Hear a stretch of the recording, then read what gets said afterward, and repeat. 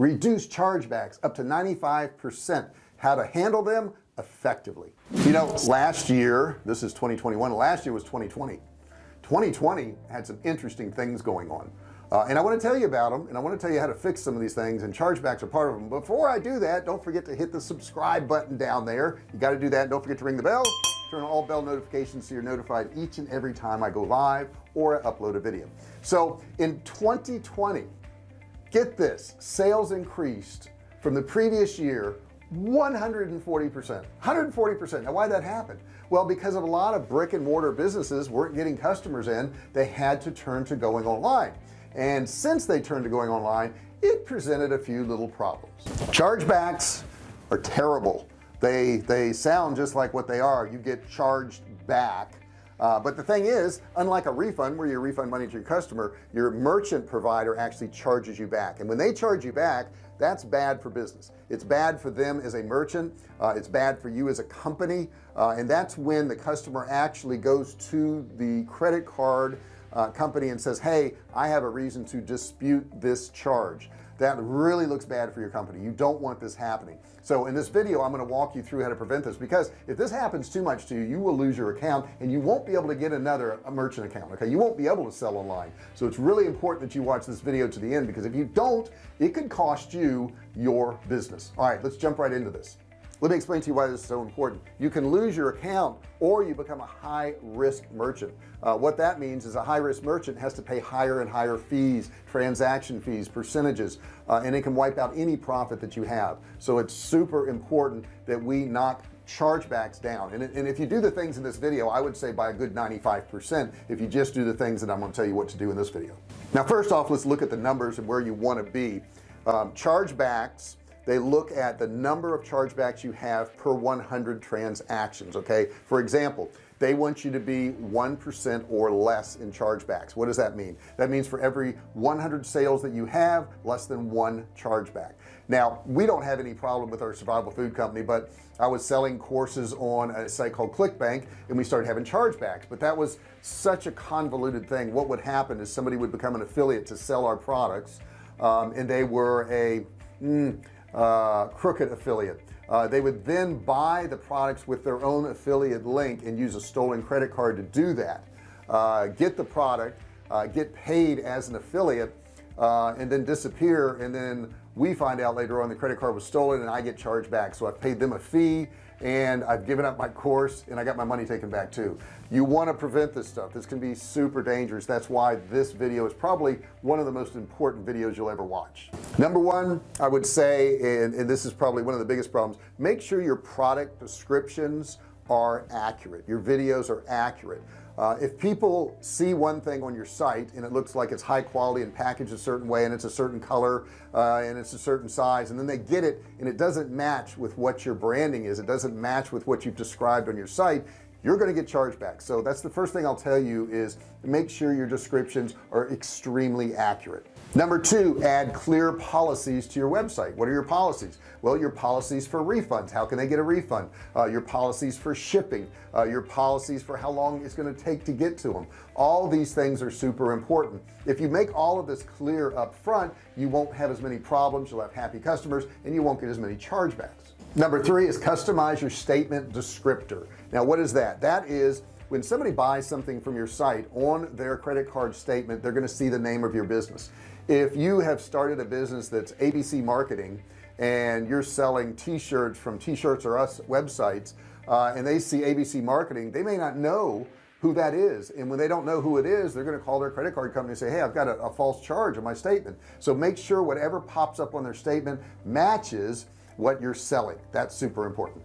Number four, analyze the sales you have. Analyze the sales you have. If a sale looks fraudulent, you need to check into it before you ship it out. I see this happen a lot, where people will get all excited like, oh man, I just sold $3,000 to this customer and my normal sale is $300. Why did that person buy $3,000 worth then? That could be that you are going to be shipping it to a scammer, and later on you're going to get charged back. So anytime a sale looks out of the ordinary, odd, it's a whole lot higher than your normal sale, that's something you want to check out before you ship it out to the customer. You'll want to verify phone numbers and addresses and all that kind of stuff. If you can't do that, I would not recommend you going through with the sale, just refunding it and forgetting it.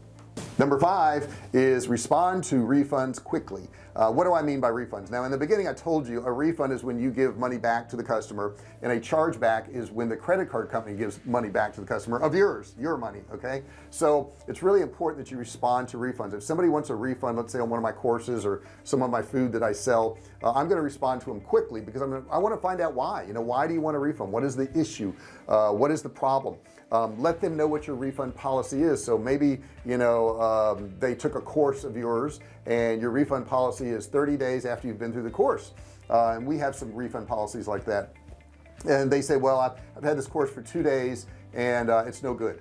Well, we can go into Kartra, and I recommend Kartra if you're doing any digital marketing. Look for the link below, you can watch a video on it, but we can look and see, did they go through the course? Because our requirement is that you go through the course, and if you go through the course you don't get the results in 30 days, we'll refund you.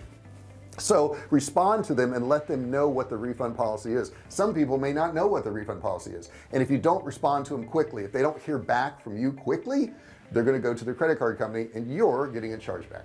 The next thing is make sure that you're easy to get in touch with.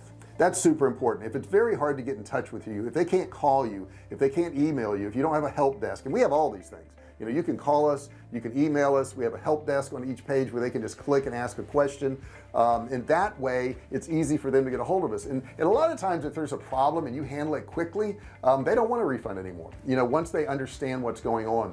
But it is super important that you respond to them quickly, because if you don't, what they're going to do is contact their credit card company and you're getting a chargeback. Now let's take a look at why chargebacks actually happen. One of the reasons is fraud. Somebody has gotten a stolen credit card and they're buying products from you. That's a hard one to prevent. I know when we had issues at ClickBank with affiliates doing that, where they were a fake affiliate, they were just trying to make money off the affiliate money. What we did is you had to become whitelisted to become an affiliate for a product, because that way we knew who you were. They had to fill out forms and give information and give their website and all this. So that was how we prevented that. But actual fraud on your site, it's very, very hard to do. Do the best you can on that. And the flip side of that is maybe they're just trying to rip you off. Okay, maybe some people are just trying to get your product and then not pay for it. And if that's the case, you'll want to dispute that chargeback and show all your documentation for the sales and that you've fulfilled it. The next thing is the service or product was not provided to the customer. Maybe it's your fault. Okay, maybe you promised people certain things and they never got it, and if you're promising more than what you're delivering, you're gonna have a problem.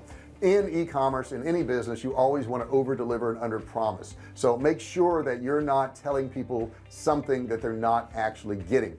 Let's say you sell a subscription but you don't tell them it's a subscription, and you're charging them $59 a month and they think it's a one-time $59, and then you charge them the next month and they dispute it because they say they didn't know it was a subscription. Make sure it's clear when you sell that person that it is a subscription that they're going to be paying on a monthly basis. That is one of the biggest reasons I see for chargebacks, is people really didn't understand what they were getting, or the company didn't provide what they said they were going to provide. The next thing is poor quality products. Maybe you're selling drop shipping products and they aren't the quality that they should be. I see a lot of e-commerce stores have this issue where they will do drop shipping. Maybe it's through AliExpress, and they're describing this wonderful product, and when the product gets to the customer, it's just junk. Make sure if you're selling a product that you've held it in your hands. Okay, you've touched it, you felt it, you knew what it was. By doing so, you're going to know it's a good product. Make sure that you're selling good quality products. Why sell junk? A lot of people sell junk because they think, well, it's cheap and I can make a lot of money on it. But the thing is, if you have a high chargeback rate, okay, if you have a high refund rate, you haven't gained anything at all. So you don't want to do that. You want to make sure they get a quality product and it is as described. And in the end, if you get a chargeback and you feel like it was unjust, you need to dispute the chargeback. This is super important that you do this. You don't want chargebacks on your merchant account. Not a good thing. Okay, so you don't want to do that. And this is true also on PayPal. Respond to things in PayPal, and this video is not technically about PayPal, but PayPal is how some people pay nowadays. And if somebody disputes something on PayPal, you need to answer immediately. You need to have all your documentation. You need to show when the sale was made, the proof of the sale, any requirements, any policies that your website has about that particular product. Provide all this to the merchant so that they can see that the sale was valid. if you can provide all this, oftentimes you can get that chargeback reversed, because when you get a chargeback, they're going to charge you extra fees for this too, and your rates go up. So you know, if you feel like you're in the right, make sure that you dispute the chargeback. Bottom line, I would say most chargebacks fall in one of two categories. It's fraud, and the other category is lack of response of the merchant. You know, if you respond to people when they're upset, they have a problem, they didn't get something shipped on time, or it came late, or it was broken, or whatever, take care of your customer, take care of them. If we have something that goes out to a customer and it gets damaged, we just ship them out another one. And you say, well, JR, I'll lose money on that sale. Yeah, you may lose money on that sale, but would you rather lose money on that one sale, or would you rather have your rates increase and lose money on every sale from that point forward? So the best thing I would tell you is just take care of your customers, be very responsive, make sure you answer them in a timely manner. And timely to me is that day if I see it, but no less than 24 hours, and even on the weekends. That's right. A lot of us start these businesses and think, oh wow, I can start this business and I don't ever have to do anything. That's not true.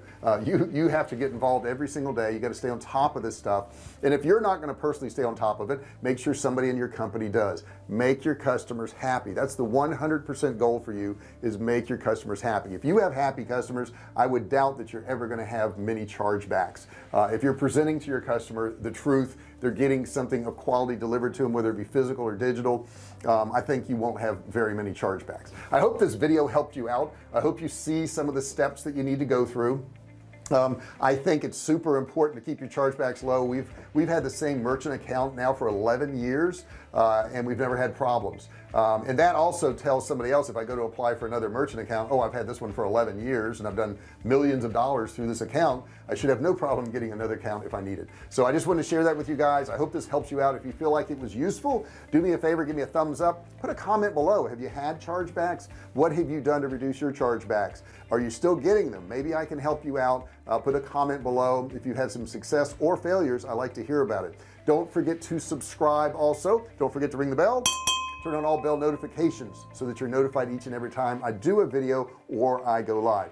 And I also have a $97 course below. You can get it absolutely free. Just click the link and learn. No credit card required. Thank you so much for watching this video. I really appreciate it, and I'll see you in the next video. Hey, thanks for watching my video. Don't forget to subscribe to my channel and click that little bell right there so you can be notified every time I do a new video. Also, click on one of those videos there. Keep watching on my channel.